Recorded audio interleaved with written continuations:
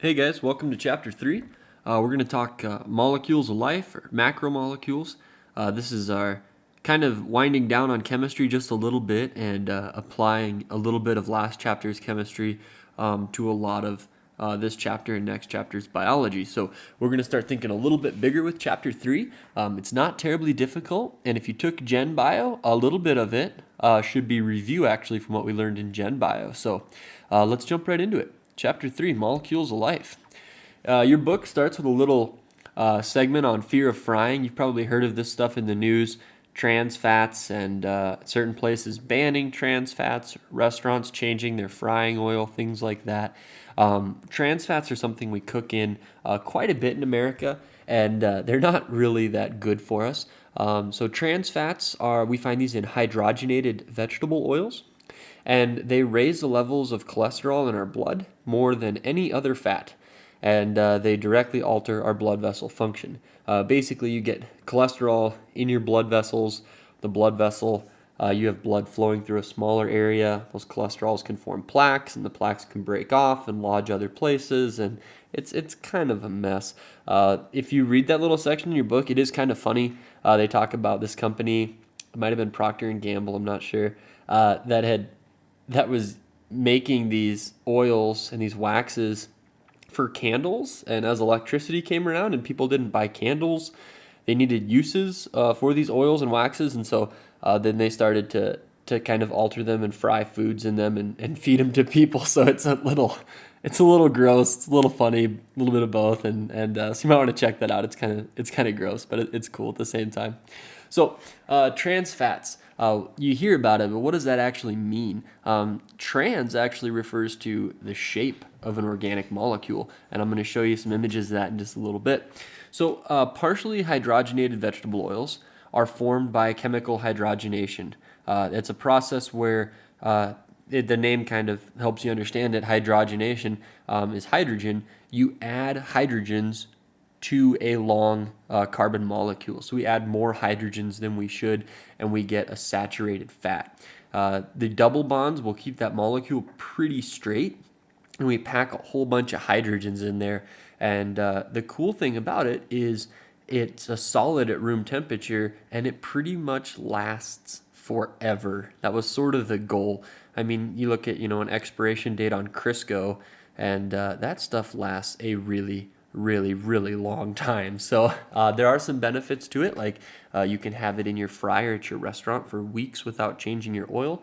The downside is it's really, really bad for your health. So as we look at these long carbon molecules, these long chains of carbon, we see some that are cis and some that are trans, and their shape's going to depend on the way the hydrogens are actually arranged around them.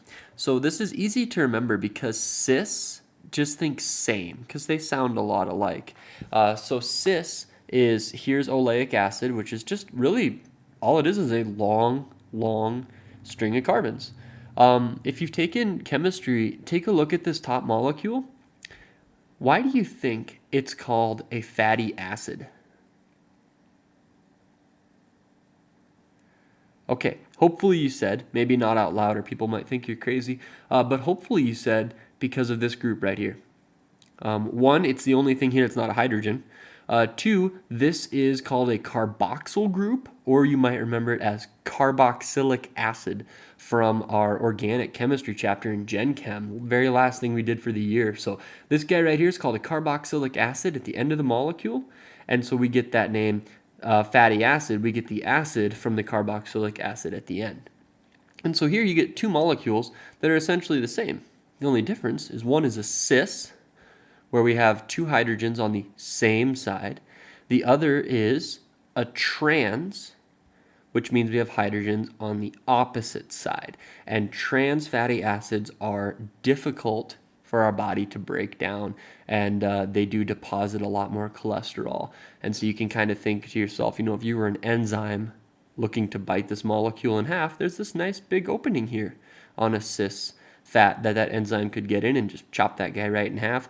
Whereas for trans, there's not really much for openings because of its shape. So I don't know if it actually works that way, but I like to think of it that way because it's easy for me to remember cis and trans.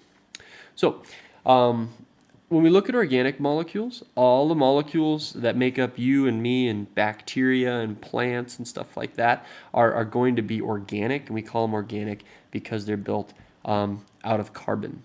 So we can use a few different models to look at different aspects of the same molecule, and I will show you guys that right after I show you this video explaining those fats just a little bit better. A fatty acid has a carboxyl group at one end. Hydrogen atoms fill most or all other bonding sites along its backbone. Stearic acid is fully saturated. Its carbon atoms are all linked by single bonds. Saturated fat molecules can pack together tightly, and most are solid at room temperature. Beef fat and cocoa butter are rich in stearic acid. Oleic acid has one double bond in its backbone, making it unsaturated. Olive oil is mostly oleic acid. Linolenic acid, with multiple double bonds, is polyunsaturated. Canola oil is rich in linolenic acid.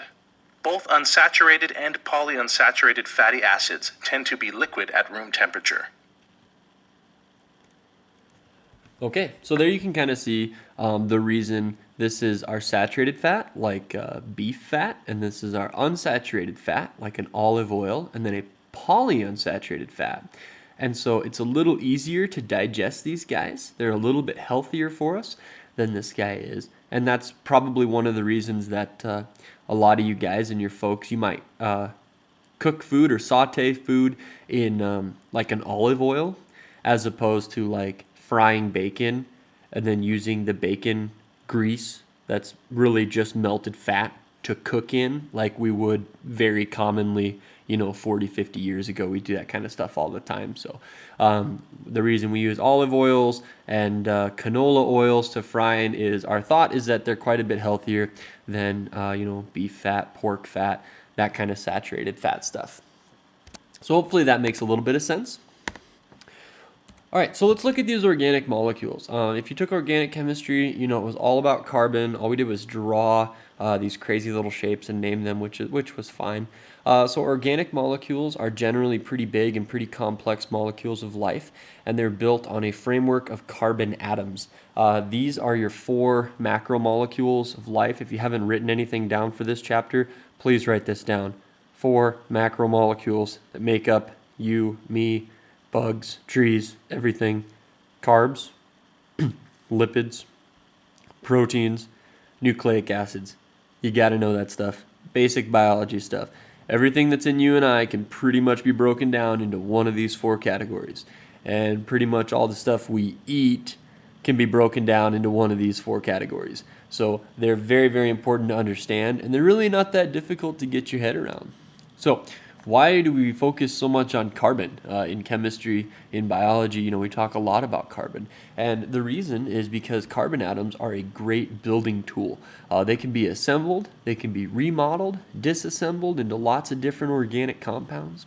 The cool thing about carbon, it can form a single bond, it can form double bonds, it can form triple bonds. You can bond single bonds with 4 other atoms or 3 other atoms. We have a lot of flexibility with how we can form bonds with carbon. They can form nonpolar bonds like these really long lipids, or they can form polar bonds if we throw some alcohol groups or sulfurs or something that has a higher electronegativity on it. We can make polar molecules too. And the other cool thing with carbon is they can make these long chains like I've shown you with the fats. We can also hook those chains together on the end and make rings. And so there's a lot of flexibility with building molecules when you start to use carbon, and that's why you and I are pretty much built out of carbon. And so here's the carbon ring.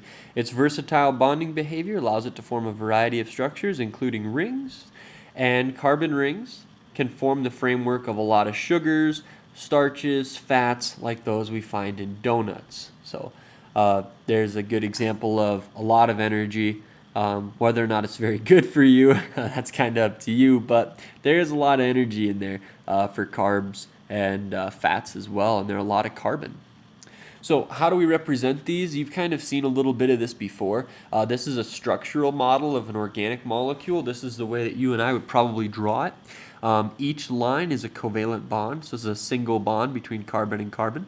There's a single bond between carbon and oxygen. 2 lines, which this doesn't have any, but those would be a double bond. 3 lines are triple bonds, and hopefully you recall that from your Gen Chem. So this is glucose. This is glucose. So you can see those rings being used here.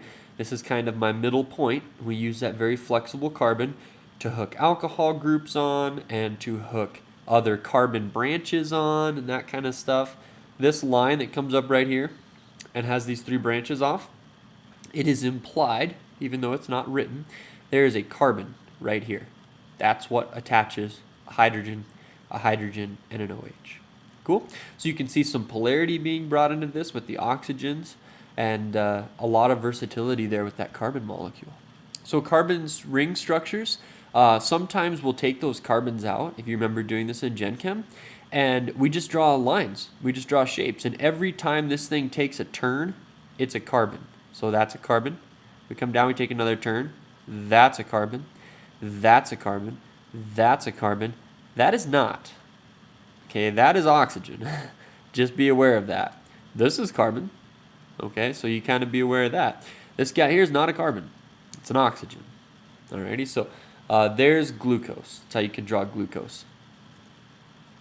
Ball and stick model is not something you and I are going to work a lot with, but like you probably heard in the first chapter, it does show the orientation of molecules in 3-dimensional space, and then they code those elements by color. So carbon is the black here, with oxygen being red, hydrogen being, I guess, gray. So that works all good and well unless you're colorblind, and then it doesn't.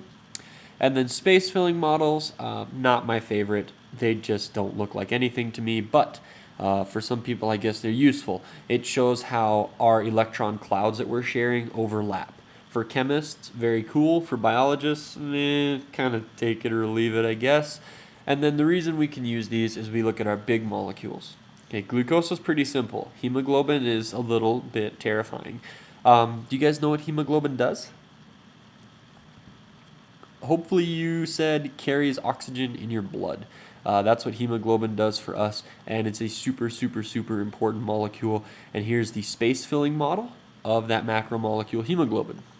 This is a surface model, so it's like a picture. It doesn't show you every single molecule inside of hemoglobin, just what's on the surface.